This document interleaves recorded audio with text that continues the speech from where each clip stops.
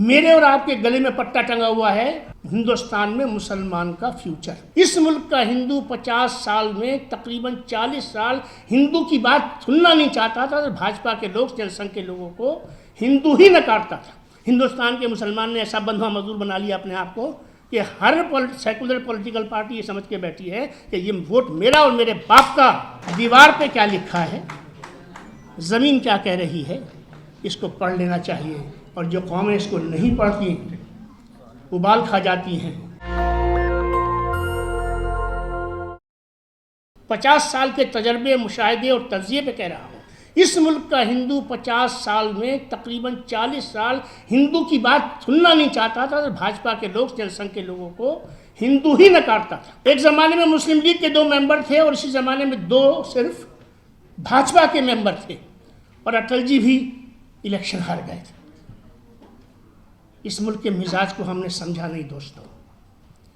मुसलमान करते करते हमने हिंदू हिंदू करना सिखाया पहले, और आज अब उस हिंदू हिंदू को आप भोग रहे हैं। हिंदुस्तान में मुसलमान का फ्यूचर। पहले तो एक जुमला सुन लीजिए और उसके बाद इसका जवाब दूंगा। All problems, all conflicts, all differences are the product of lack of communication। जब बात बंद हो जाती है, डायलॉग बंद हो जाता है, संवाद बंद हो जाता है, तो फिर आप कुछ स्टीरियोटाइप्स की तरफ चले जाते हैं, कुछ नोशंस की तरफ चले जाते हैं, कुछ फियर साइकोसिस की तरफ चले जाते हैं, कुछ फोबिया की तरफ चले जाते हैं और उसकी दुनिया में रहना चाहते हैं और उसी के बारे में बात भी करना चाहते हैं और वैसी बात सुनना भी चाहते हैं। हिंदुस्तान का फ्यूचर किसी के मन में तनिक भर भी यह शंका, यह शुभा नहीं होना चाहिए। The future of India is the brightest of the brightest future.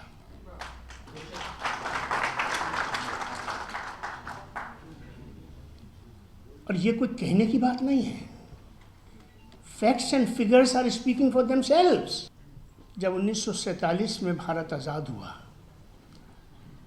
तो गांधी, नेहरू, पटेल, आज़ाद, रफ़ी अहमद किदवाई, गोविंद वल्लभ पंत, आचार्य कृपलानी, इनका हिंदुस्तान था। याद है कि नहीं है? 2025 में इस देश के प्रधानमंत्री नरेंद्र मोदी जी हैं। अब नरेंद्र मोदी जी कौन है?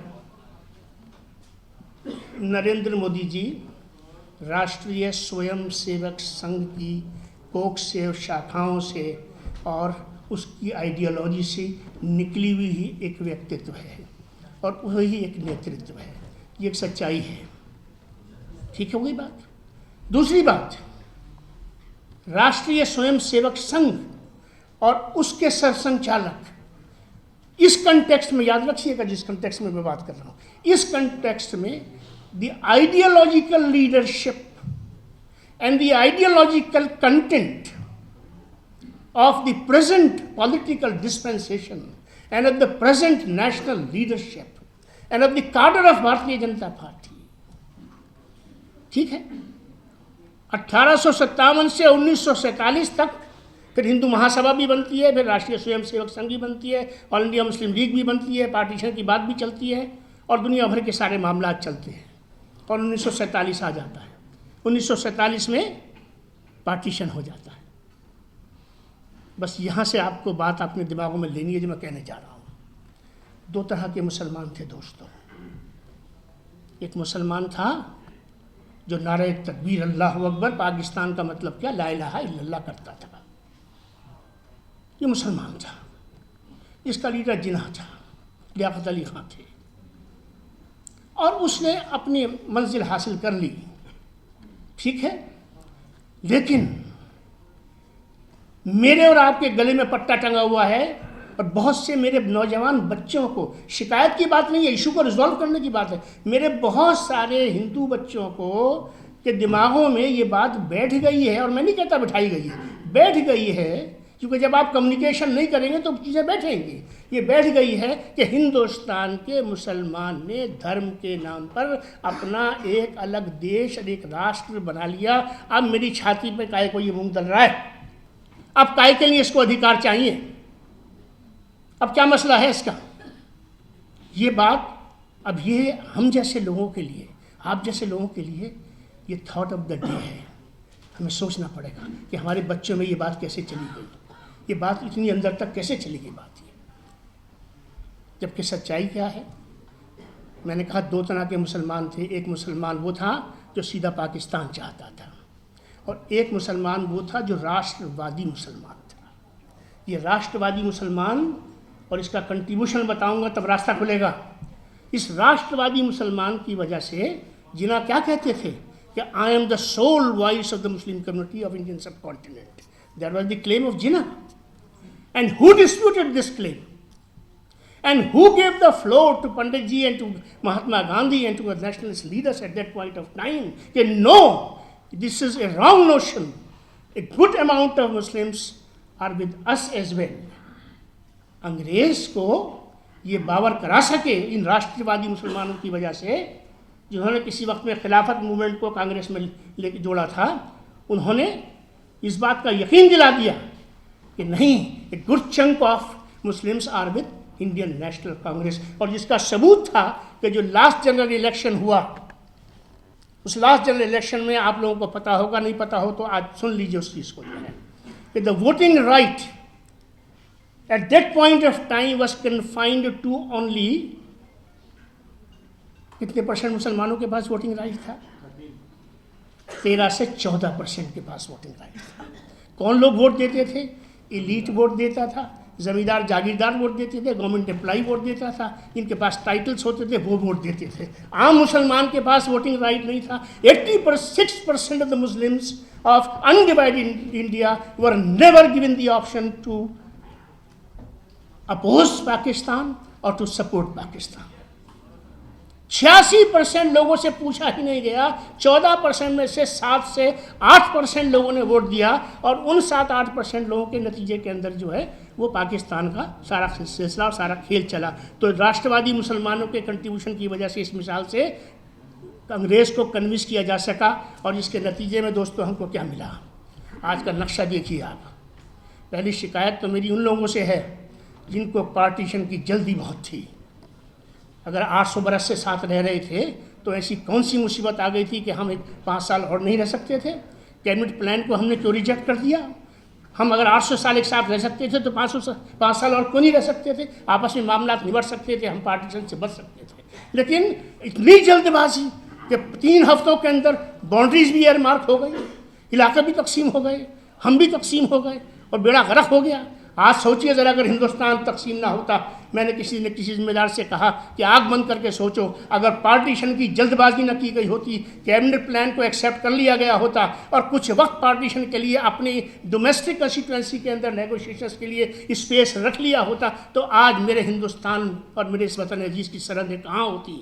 आज मेरा एक ट्रक अगर अफगानिस्तान जाना है तो ताल्लुकात हो या ना हो, डिप्लोमेटिक रिलेशंस हो या ना हो, लेकिन वो कहाँ से जाता है? वो जाता है वाघा बॉर्डर से जाता है। मेरी सरहद 2600 किलोमीटर की सरहद है अफगानिस्तान के साथ। मैं कहाँ होता? मैं अफगानिस्तान की सरहद पे होता। 900 किलोमीटर की सरहद है ईरान की पाकिस्तान के साथ, वो सरहद मेरी होती। मैंने उस जल्दबाजी में ये खोया। बहुत सारी बातें हैं। अब आप देखिए, पार्टी राष्ट्रवादी मुसलमान की वजह से हमें क्या, फिर भी इसके बावजूद भी क्या हुआ? पंजाब बटा किसकी वजह से? मेजॉरिटी मुसलमानों की थी ना, मेजॉरिटी स्टेट था। बंगाल बटा किसकी वजह से? मुस्लिम मेजॉरिटी स्टेट था।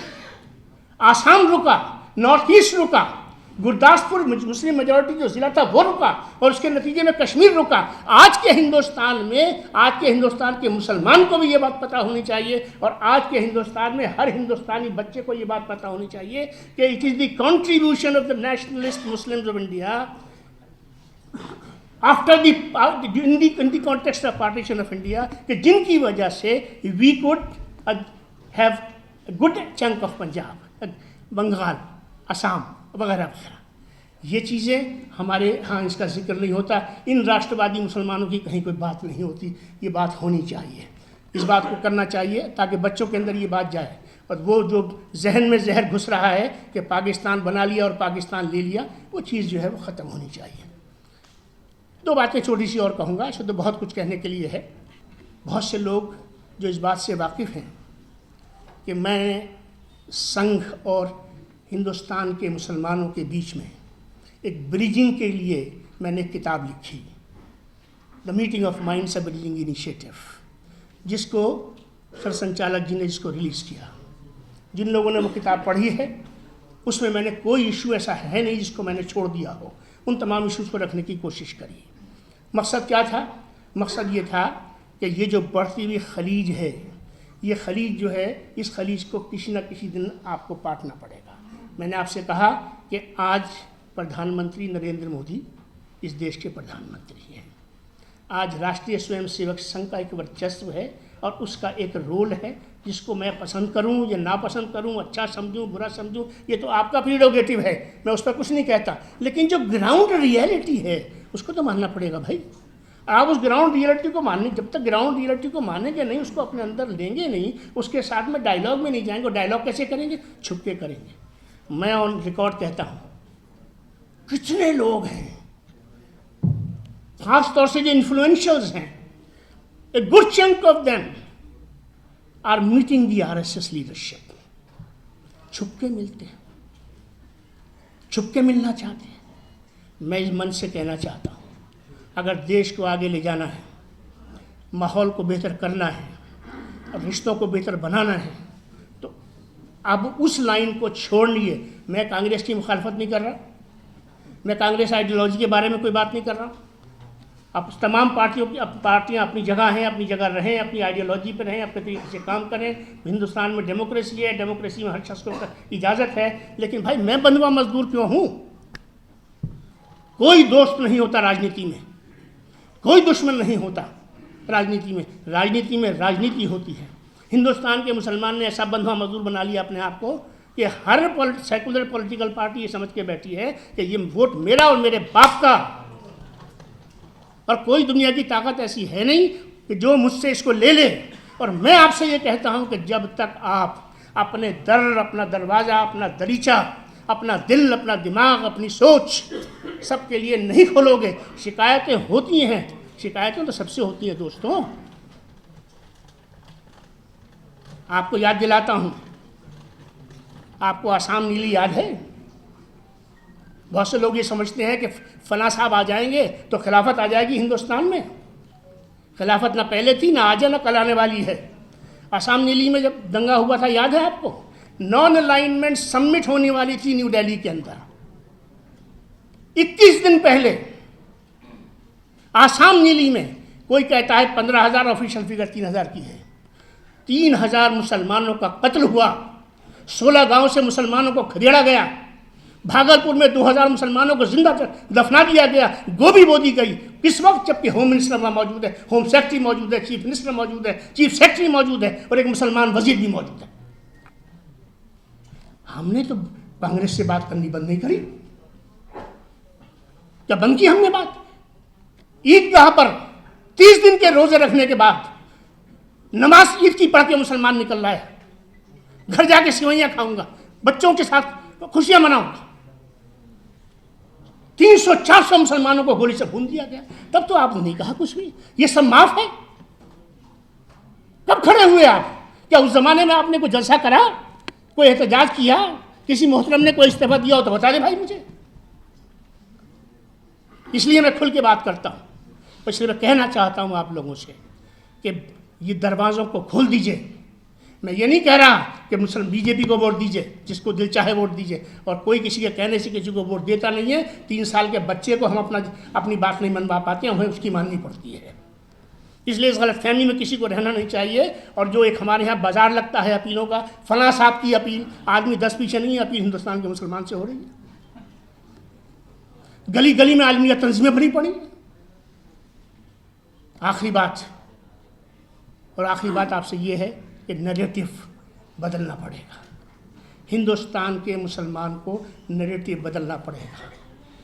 वी आर ए डेमोक्रेसी, मैं सम अप कर रहा हूँ। We have a large number of political parties, all political parties have their respective ideologies and programs. Likewise, the BJP also is a political party. They also have an ideology. अब रही बात ये हिंदू राष्ट्र, ये मुसलमान राष्ट्र है क्या? बताइए ना, ये मुस्लिम राष्ट्र है क्या? अरे भाई, जिसकी मेजॉरिटी होती है मुस्लिम कंट्री क्यों कहलाता है पाकिस्तान? हिंदू तो वहां भी 70 लाख हैं। जिसकी जहां मेजॉरिटी होती है उसको उस कम्युनिटी के साथ में जोड़ दिया जाता है। और मैं हिंदुस्तान के मुसलमान से आपके जरिए से कहना चाहता हूं कि द डिबेट फॉर हिंदू राष्ट्र, ये मेजॉरिटी के बीच की डिबेट है दोस्तों। इस डिबेट में हिंदुस्तान का मुसलमान न पड़े। Let them settle the issue with in themselves. ये बात अपने तौर पर खुद तय हो जाए। जब ये इसका खाका सामने आ जाएगा, जब सारी चीज़ें इसके सामने आ जाएंगी, तो तब हम बात करेंगे। आज कॉन्स्टिट्यूशन ऑफ इंडिया से चल रहा है। तो इस आपको याद होगा जब मोदी जी प्रधानमंत्री बने और पार्लियामेंट के अंदर दाखिल हुए, तो जो आखिरी सीढ़ी थी जिसके बाद सहन शुरू होता था, उस पर माथा रखा था कि नहीं रखा था? बस ख़त्म कर रहा हूँ 2 मिनट। माथा रखा था कि नहीं रखा था? दुनिया के साथ चलने के लिए दीवार पे क्या लिखा है, दीवार पे क्या लिखा है, ज़मीन क्या कह रही है, इसको पढ़ लेना चाहिए। और जो कौमें इसको नहीं पढ़ती, उबाल खा जाती हैं, कॉन्स्पिरेसी थ्योरी में चली जाती हैं, उनका हशर क्या होता है, तो वो आज हम सारी दुनिया में, तमाम दुनिया के मुसलमान का देख रहे हैं माज़रत के साथ। नेशनल दस्तक की आपसे गुजारिश है कि अगर इसको बचाना चाहते हैं तो नेशनल दस्तक को सब्सक्राइब करने के लिए रेड कलर के सब्सक्राइब बटन को दबाएं, फिर बेल आइकन की घंटी दबाएं। नेशनल दस्तक को बचाने के लिए बहुत जरूरी है कि हर खबर को शेयर करें, लाइक करें, कमेंट जरूर करें।